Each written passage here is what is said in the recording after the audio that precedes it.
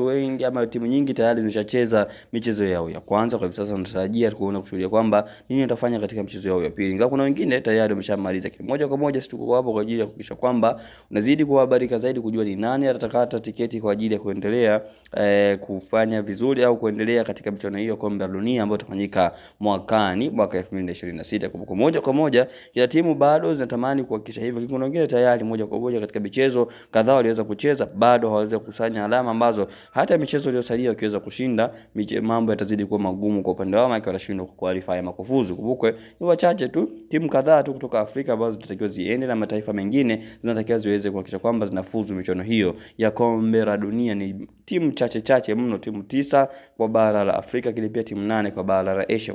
Kwa moja bado tunazidi kuona kwamba timu zinaendelea kupambana kuhakikisha kwamba bado kama timu na nafasi ya kuhakikisha kwamba inafuzu katika michuano hiyo. Kile moja kwa moja sisi tuko hapa kwa ajili ya kuhakikisha kwamba haupitwi